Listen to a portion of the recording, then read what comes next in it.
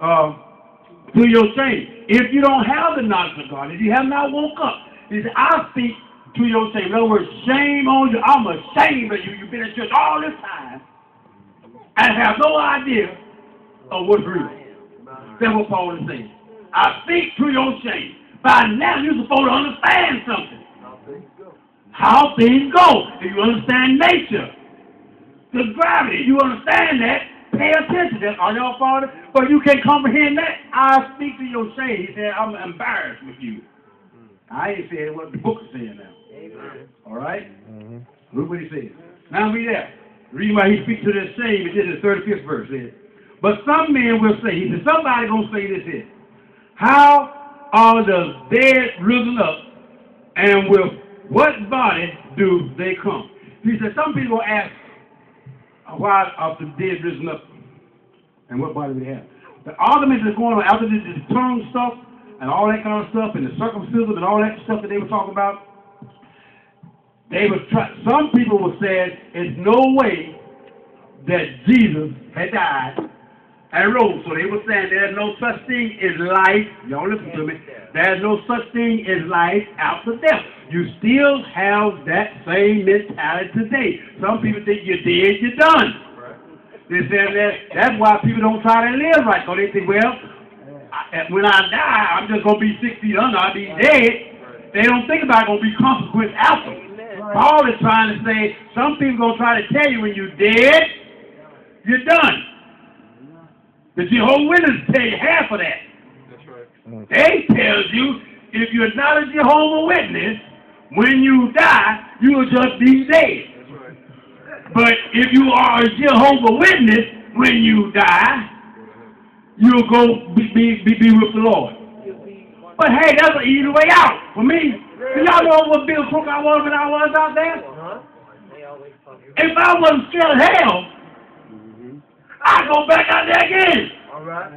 The worst thing that happens to me, I just be dead. But the whole problem is, I'm scared that if I be dead and wake up in hell, are y'all following? That's horse on another color now. You know, y'all follow what I'm trying to say. It's easy to have some halfway. Well, I can live on Saturday life. I can live any kind of way I want to live. I mean, so when I die, I just be dead. Well, so what? I mean, you know, it's like a person having an operation. They go up under the thing with their leg, get the leg operated or whatever, cut off or whatever the case may be. They don't feel no pain at that time. If they never wake up, they don't feel no pain. Are y'all following me? But that ain't what Paul's saying. Paul said, you're going to wake up. That's right.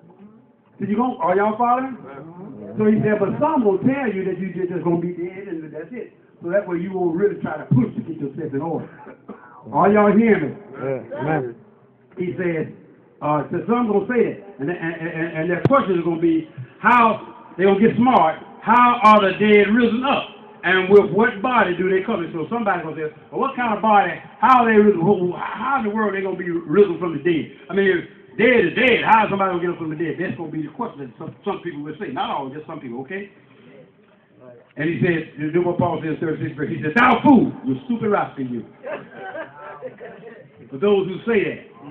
Thou fool, that which thou sowest is not quickened, except it dies. This is what Paul is saying. Paul goes to something other that they understand now. Paul said, what you sow. Now, quicker means alive. Right. Paul said, what you put in the ground, the dead body that you put in the ground, is dead. That's right. It's not alive. It's not quick. Are y'all following? What you put in the ground is not alive. All right. Let's move on. I know some of you son. I got to get through here. It says, 37th verse. He said, except it died. Now watch what this is, except it died. That's what you put in the ground is not alive except it dies. Right. In other words, watch how he says.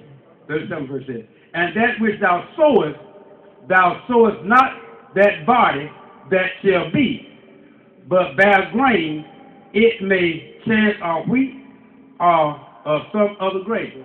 Paul said, those of you that know anything about farming, those of you that have flower gardens, when you go to Frank or nursery and you buy a bag of roses, flowers, all you get is a bag of rusty seed.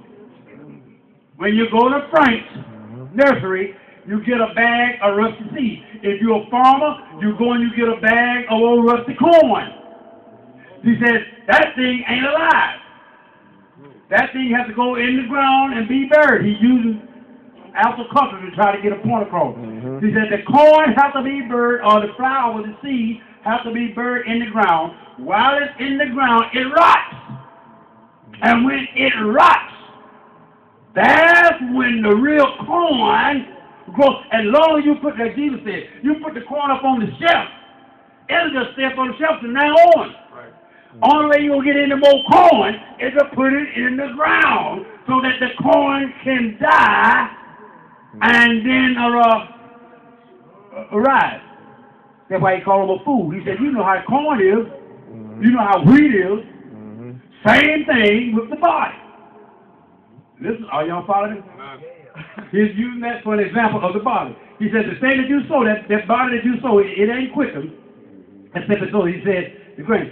It may chance a wheat. He said, 38 verse says, but God gives it a body as it has pleased him, and to every seed its own body. So he said, that rose bush was an ugly old seed, but the picture on there was pretty. When you put it in the ground, you watered it, and you kept the weeds away around or whatever you done, then the thing grew up to be a beautiful rose. But that ain't what you planted in the ground. You didn't plant a beautiful, y'all follow? You plant a dirty old rusty seed in the ground. But then it grew up to be a pretty rose. Are y'all following? He said that's the way it is with our bodies. He says, everybody has its own look. So in other words, if I plant corn, the body to corn is going to look like corn. Right. If I plant watermelon, it ain't going to look like corn. It's going to look like watermelon. Right. Everything has its own body. I can walk in the field, I say that's watermelon. I ain't going to say that's corn if I got any sense at all, because I know corn looks different from watermelon. Are y'all following? Yeah. I'm going to say that's corn. I'm not going to say that's a rose bush. Are y'all? Everything has its own body according to the way God wants it to look. All right. All right. Is that clear so far, y'all following? All right. So he says, 39th verse says, all flesh is not the same flesh. All flesh is not the same. Look at what's happening. But there is one kind of flesh of men, another flesh of beast, another fish, and another bird. Bird got their flesh, fish got their flesh, are y'all following? Right. Cow got their flesh, and man got their flesh. We all got different flesh. We all got different thoughts. A bird think about flying. You don't think about flying unless you're in an airplane. You don't think about, are y'all following? You don't think about swimming unless you're out there just trying to relax. Okay, fish, that's what he thinks, they swim. Are y'all understanding? And they got his own body. Fish don't try to, I mean, you know, he ain't trying to get in the air, fly around nowhere. Just common sense, you know. All right, everybody got his own body now, okay. Then he goes on, here we go now, here we get. There is also, now since that's the same thing about the birds and the bee, the fish and all that kind of stuff, 40th verse says, there are also celestial bodies, celestial, y'all read it? Okay. Celestial bodies, what's up? Terrestrial, okay. But the glory of the celestial is one, and the glory of the terrestrial is another. Okay, now watch what he's saying here. The celestial, he said, that is a body, celestial body. That's a heavenly body. Okay, that's a heavenly body. Okay, and then we got some more body. Is our terrestrial. Y'all read it, please. Just read it. No, I'm gonna say it right. Why you going to have your Bible? Say it, man. We trying to correct you for the. Let them get the Bible and follow.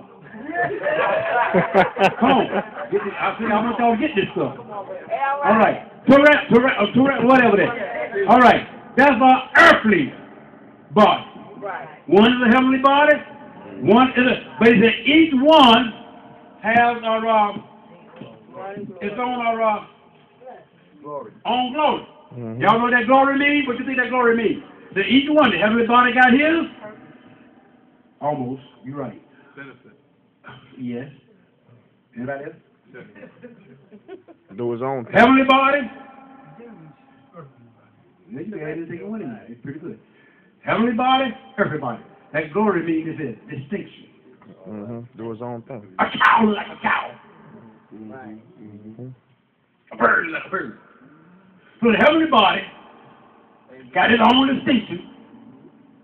Earth got its own. Come on, feel me now. Earth looks like earth. Heavenly looks like heaven. Can't get no clearer than that. All right. That's the two different bodies, okay? All right, 41 says, and the one glory of the sun, same thing, and the other glory of the moon. Moon look like the moon, the sun look like the sun, and the other glory of the stars, star look like the stars. For one star different from another star in glory. Everything has its own look. Different. Okay, let's see. So also is the resurrection of the dead. Now the same way that the earth got its earthly looking body, is the same way that heaven got its heavenly looking body, the same way the sun look like the sun, and the moon look like the moon and the stars. All right? You can look up there and see the stars, and you know the difference between the stars and know the difference between the sun. You know the difference between the stars and know the difference between the moon. Right. Same way he is saying here in the 41st verse, 42nd verse, the resurrection time of the dead, it is sown in corruption. That means we are messed up. Right. When we be buried 6 feet under, you sick, arthritis, headache, high blood pressure, all the stuff to go along. You corrupt. All right? It's risen incorrupt. Now, when you're risen, you now ain't got all the headaches and the fingernail hurts and all of them kind of things. But when you die, when they put you in the ground, whatever you have, counsel, whatever it is, that's corrupt. But when you arose, ain't none of that stuff in this new body. Are y'all following it? Yeah, man. It says, it is sown, 43rd, it is sown in dishonor, meaning it's thrown away. It's it's dishonor. I mean, it's just that old body of ours just thrown down in the dirt, burned up, whatever it is. It don't make no difference. It's done dishonor. Okay? I mean, it ain't no good for nothing. It's risen, but it's risen in glory. All right?